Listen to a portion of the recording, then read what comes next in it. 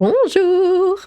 Pour aujourd'hui, je vous repropose une vidéo où je lis vos commentaires, hein, mais pas n'importe laquelle, les commentaires spéciaux Discord. Et oui, si vous voulez participer, hein, quelquefois je fais des vidéos, du coup je lis vos commentaires, mais que pour les commentaires Discord. Donc oui, si vous voulez participer, n'hésitez pas à rejoindre le Discord.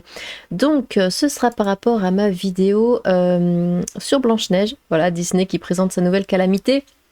Blanche-Neige et les 7 compagnons politiquement corrects, des nains qui ne sont pas des nains, des princes qui ne sont plus des princes, et puis de toute façon Blanche-Neige est assez forte parce que c'est une femme, du coup elle n'a pas besoin du prince ou de qui que ce soit pour se sauver, et en plus la reine est bien plus belle que Blanche-Neige mais elle est quand même jalouse, enfin ça n'a aucun sens.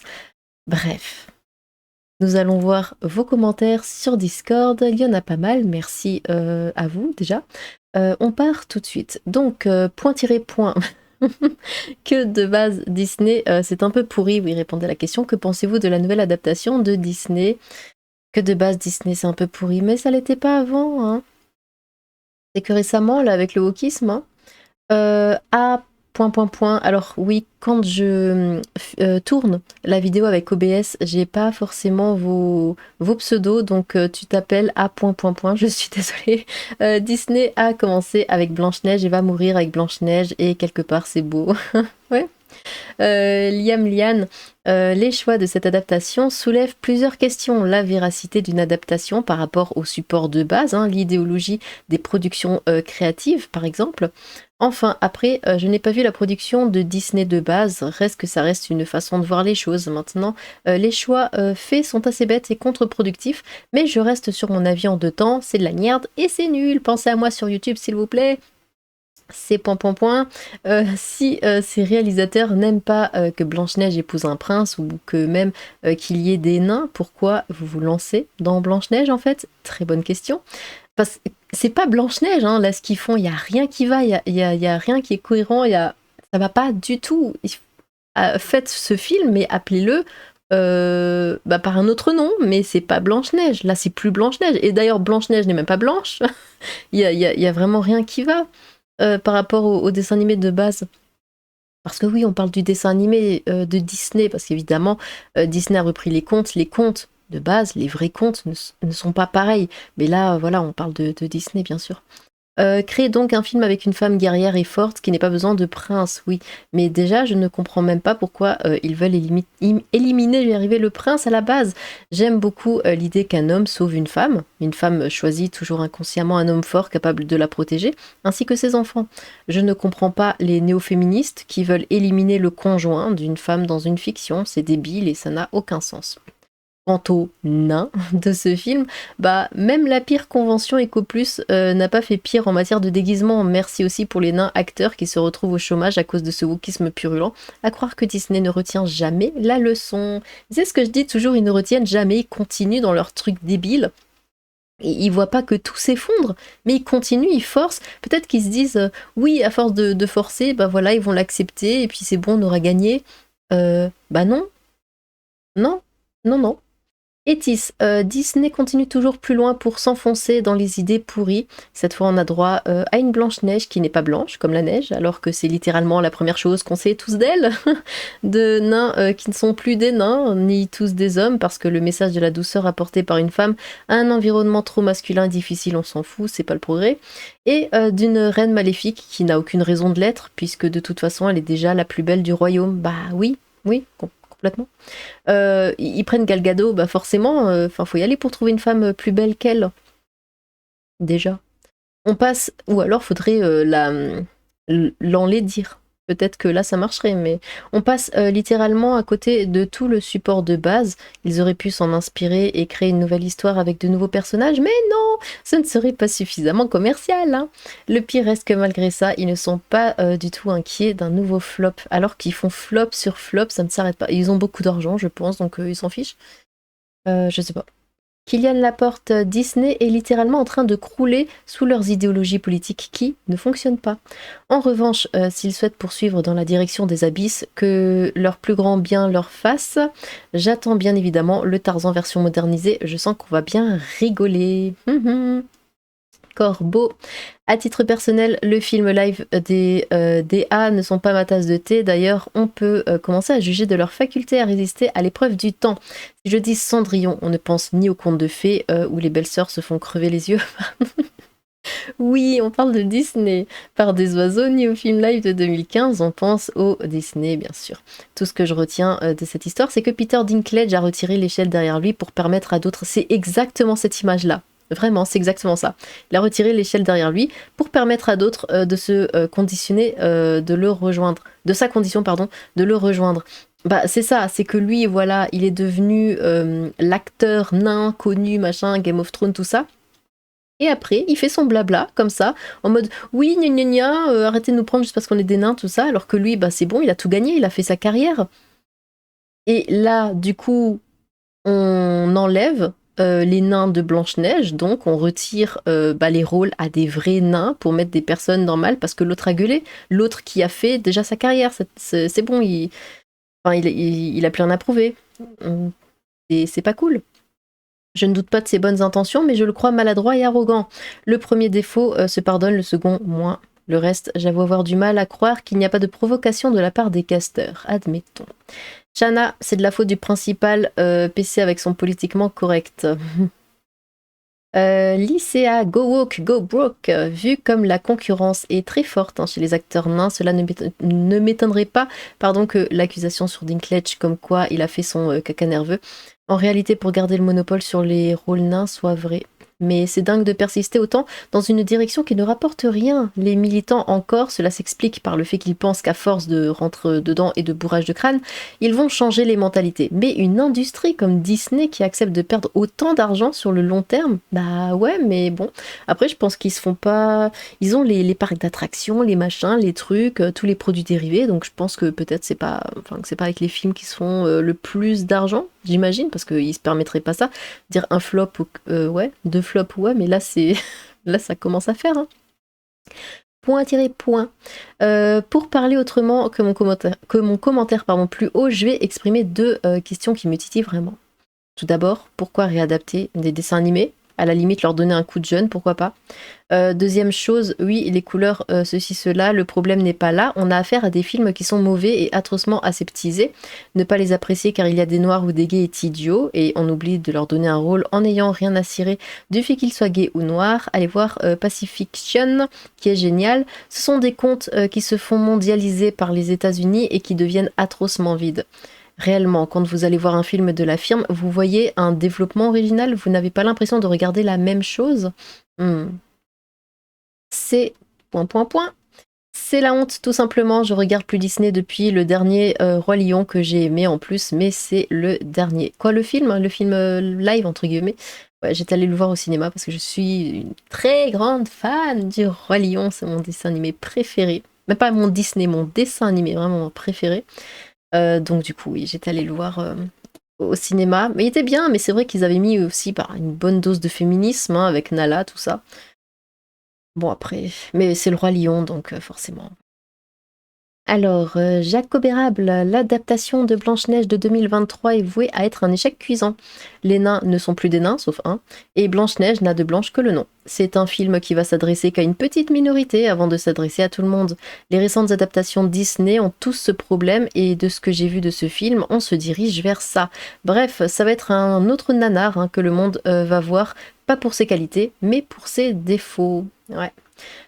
Sisyphos, bien, bon, évidemment, c'est un peu ridicule cette adaptation de Blanche-Neige et les 7 nains, mais qui n'en sont pas parce que dire nain c'est offensant envers les personnes de petite taille qu'on appelle plus nains, parce que c'était les confondre avec les nains mythologiques, mais on fait disparaître les nains mythologiques parce qu'en fait ça rappelle trop les nains qui n'en sont plus. Pardon, je m'égare, t'inquiète pas. Deux positions. Soit les contes sont immuables et on les raconte tels quels. Soit les contes on peut jouer avec et on raconte le conte qu'on veut conter. Eh bien, Walt Disney en personne bidouillait déjà pas mal les contes pour en faire du politiquement correct. Oui, oui, c'est complètement vrai. Blanche-Neige a été un peu bidouillée, Cendrillon aussi, et après la mort de Walt, c'est pire. Par exemple, dans La Petite Sirène d'Andersen, tout le monde crève. La petite sirène, en désobéissant à ses parents, provoque sa mort et celle de son aimé. Dans le conte de Disney, c'est pas grave, car le pouvoir de l'amour, ça permet de tout arranger. Morale de l'histoire, écoute pas tes parents, petit américain, c'est pas grave, ça se termine bien. Bref, Disney rajoute du politiquement correct sur du politiquement correct, il y a rien de neuf.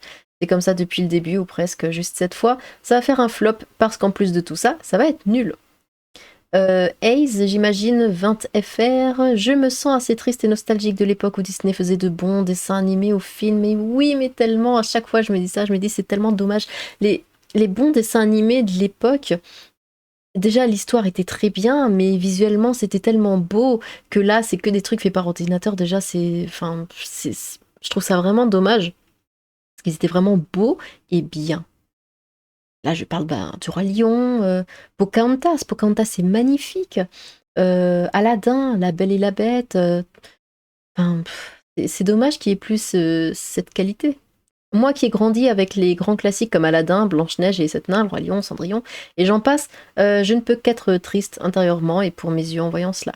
J'ai posé la question à mon entourage sur ce qu'ils pensent des adaptations faites par Disney en ce moment. Ma meilleure réponse était va dire à un fan de Dragon Ball que Dragon Ball Evolution était un très bon film. Ah, ouais. Diamond Frost, le plus gros problème c'est que le film s'annonce, comme tous les derniers Disney, comme une nierde formatée pour les débiles sans originalité et creuse comme s'il suffisait d'un casting original pour faire un bon film. Disney se réapproprie les mythes et contes européens pour les américaniser et nier sur les autres cultures, c'est pas nouveau. C'est juste que maintenant ça se voit encore plus. Le public est peut-être déjà devenu bête en ne connaissant que les versions Disney des contes, aussi qualitatives soient-elles.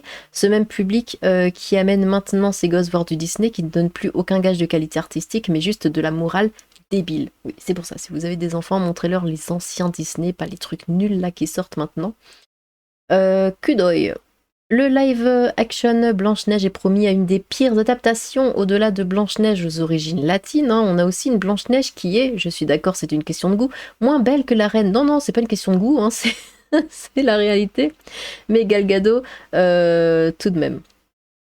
Ensuite, il y a eu toute cette polémique grâce à Peter Dinklage, hein, évidemment, expliquant que dire nain, c'est blessant, pardon, et que les rôles de nains ne devraient plus exister. Ce qui est, comment dire, un gros foutage de gueule. On est d'accord quand on sait que sa renommée, il la doit à Tyrion Lannister, hein, le rôle d'un nain. Maintenant, c'est Blanche-Neige et les 7 créatures magiques, ce qui est ridicule. Maintenant, parlons un peu de l'inclusivité. Disney ainsi que Netflix se fourvoient comme il faut. Ce n'est pas en changeant des personnages que l'on lutte avec l'inclusivité, mais en créant des personnages intéressants. Pas besoin que Superman soit noir ou Blanche-Neige mexicaine. Ils ont tellement peur qu'on les pointe du doigt en expliquant que ce qu'ils font c'est de l'appropriation culturelle si ils adaptent par exemple l'histoire de Yenenga, princesse guerrière burkinabé. Pour ce qui est de la transidentité ou de l'homotextualité, pour moi c'est tertiaire dans un film ou une série, sauf si justement l'histoire autour est importante. Mais évidemment, je pense exactement la même chose. Il y a des séries où voilà le personnage est gay ou la nana est lesbienne ou quoi, et c'est dans l'histoire, ça sert à l'histoire, donc oui, évidemment, là, il n'y a aucun souci avec ça. Mais j'ai vu aussi des séries ou films où la personne est gay pour être gay, pour dire regardez, on a mis un gay, et ça c'est juste stupide. Bien sûr que je ne veux pas voir dans des films destinés aux enfants, mais dans les films pour adolescents adultes, et je ne parle pas de films tard le soir, si le fait que le personnage soit gay ou trans ou même hétéro est montré juste par un bisou, mettez une intrigue autour, construisez une histoire, car ce que l'on demande en allant voir un film, c'est une histoire au-delà des explosions, des effets spéciaux. Je terminerai par un petit message pour la reine des succubes. Oh, oui, j'ai découvert ta chaîne il y a peu grâce à un célèbre Serbe. Depuis, j'écoute tes vidéos le soir en peignant mes figurines de Warhammer. Continue ainsi, j'apprécie beaucoup ton travail ainsi que celui de Psycho. Oh, bah merci beaucoup. D'ailleurs, si tu peins tes figurines de Warhammer hein, sur le Discord, hein, tu peux les montrer, hein, montrer ton travail. Hein, il n'y a pas de souci, il y a des salons faits pour ça. Aetius, comme disait le philosophe, bah les couilles frère. Merci. Bon c'est très bien, si Disney se casse la figure à cause de son wokisme stupide qui commence à casser les pieds même aux gens normaux, c'est une excellente chose. Ouais, je pense pareil. On garde les anciens Disney, hein, de toute façon. Moi, je ne regarde que les anciens en boucle, hein, je ne regarde plus les nouveaux. On va dire jusqu'à Réponse. À Réponse, j'adore. Vraiment, je trouve ça, je trouve ce dessin animé génial. Mais je crois qu'après Réponse, il n'y a plus grand-chose hein, qui m'a plu.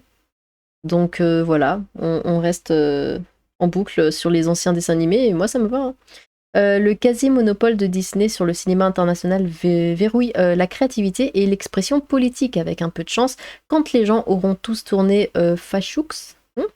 À force de voir des Blanche-Neige beiges et des sirènes noires, on aura peut-être un retour à un cinéma plus divers et créatif, et les salles diffuseront autre chose que du Marvel. Ouais. Après, on va pas se mentir, les dégâts sont déjà là. Les générations Z et Alpha, en particulier, ont le cerveau totalement bouffé par la propagande wokiste. Il suffit de voir les chiffres démesurés des jeunes qui se déclarent comme non-binaires. Ouais, mais ça c'est la mode, hein. C'est une question de mode, et bon, bah la mode c'est fait pour passer. L'Indiana Jones, je ne me souviens pas vraiment du film d'animation de 1937. Alors mon point de vue est très extérieur, très peu sentimental. Ouais. Ah, moi je l'ai tellement regardé Blanche-Neige, je le regardais en boucle. J'ai la VHS, je la mettais, je regardais. Et puis ben je rembobinais et je remettais, je regardais, je rembobinais, je remettais. Ouais, j'avais pas de vie quand j'avais 5 ans. Ce qui me saute aux yeux, c'est que Disney nous ment dans sa communication. Le film est annoncé et vendu comme étant un remake, l'adaptation en prise de vue réelle du classique d'animation de 1937. Sauf que ce n'est pas du tout le cas, contrairement au Alice au Pays des Merveilles de 2010 qui est fidèle au film de 1951 par exemple. On retire les nains, on change la couleur de peau de Blanche-Neige, on enlève le prince. C'est un reboot qui ne dit pas son nom. Je rejoins Dinklage sur un point, assumez jusqu'au bout et ne faites pas de la demi-mesure, d'unanisme, lol, même si j'avoue que Brun Chocolat et les 7 cutters. Qu'est-ce que c'est que ça, Linkiana? Ne vend pas du rêve, mais ça aurait au moins le mérite de respecter le film que semble nous faire. Pardon. Ah non, Brun Chocolat et les 7 cutters. Allez, on se reprend. J'étais où? Le film que semble nous faire Disney. J'insiste sur ce point car s'il nous le vendrait comme une... Pardon, je suis désolée. Oh mon dieu. Faut que j'oublie cette phrase. J'insiste sur ce point car si nous le vendrait comme une réadaptation, eh bien ça passerait. Tant que tu regardes l'idée de base, tu peux bien avoir une latino jouant Blanche-Neige, cette créature magique, sauf que c'est vendu comme un remake.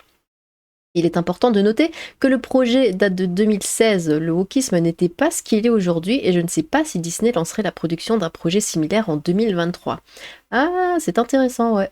Se pose dès lors la question de l'intérêt de faire un remake ou un reboot de Blanche-Neige, remettre à niveau l'animation et le doublage de la version de 1937, je ne dis pas non. Mais après, même si le projet était de 2016, il voit bien que ça va pas du tout, là, le wokisme en ce moment, il aurait dû y mettre un terme, hein. Le seul moyen qu'a Disney pour ne pas se prendre une volée de bois vert étant de ne rien faire. La version de 1937 est datée et elle ne passe plus auprès des progressistes. Reboot, les puristes gueulent. Faites donc une œuvre originale mettant en avant votre agenda politique si vous le souhaitez, type Vaiana. Mais ah oui, j'aime bien Vaiana aussi, il était sympa. Bon, c'est pas le Disney que je vais regarder 350 fois, mais je l'ai vu 2 fois, je crois, puis ça me suffit, mais il était sympa. Mais arrêtez de réécrire l'histoire que vous avez tracée car elle serait datée. Ça fait partie de votre histoire, c'est là, et vous n'y changerez rien si ce n'est créer encore plus de polémique. Toxic Girl, ce que fait Disney n'est guère étonnant, il faut se souvenir de son fondateur, cet homme aux idées pro-nazis et antisémites jusqu'à la moelle de l'os. Cette société a conservé l'essence même de son fondateur, se mettre du côté des idées les plus extrêmes et destructrices. Ainsi, les voir faire ce qu'ils font ne sera jamais une surprise, mais juste quelque chose de prévisible et risible. On ne peut pas faire d'une aubergine une tomate. Plus le temps va passer, plus ils seront prêts à se ruiner pour faire le buzz de leur vertu si merveilleuse et l'exposer. La société ne fera jamais faillite néanmoins, car ces caisses continueront de se remplir d'argent grâce aux vieux animés qu'ils ont encore en stock, sans parler des parcs d'attractions. Oui, voilà, bah, c'est de ça dont je parlais, hein.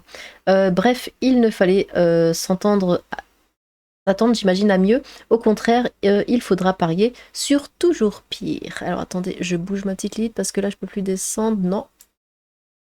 Tac, allez, bouge-toi. Hop là. Ça a l'air catastrophique, le jet, et ce sera divertissant du coup. Adalric, je pense que je pourrais dire... Quoi? Je pense que ce que je pourrais dire a déjà été dit, pardon. Mais il y a une chose certaine, c'est qu'à l'époque, on se demandait, je me demande, ça va être quoi le prochain film de Disney? Ça pourrait être bien. Mais depuis l'époque où on se dit, quel ancien film vont-ils massacrer? Bah, c'est exactement ça. À chaque fois, on se demande quel sera le prochain. Bon, là, de toute façon, ils ont déjà fait le Roi Lion, donc moi, c'est bon, je suis tranquille. La Belle et la Bête a déjà été fait, Aladdin a déjà été fait, mais Pocahontas n'a pas été fait. Franchement, j'aimerais bien qu'il fasse Pocahontas, juste par curiosité. J'aimerais bien qu'il le fasse. C'est un de mes préférés. Et bon, bah là, forcément, ça va pas être un blanc changé en noir ou quoi, vu que c'est une indienne, hein, donc... Ouais, par curiosité, j'aimerais bien qu'il fasse ça. Bon, eh bien, écoutez, merci beaucoup hein, à tous hein, sur le Discord pour vos commentaires. Vous qui regardez ça sur YouTube, bah, n'hésitez pas à commenter aussi également cette vidéo, hein, c'est très intéressant. Si vous voulez rejoindre le Discord, vous avez le lien dans la description. Voilà, n'hésitez pas à commenter, j'ai hâte de vous lire. Sur ce, tchou!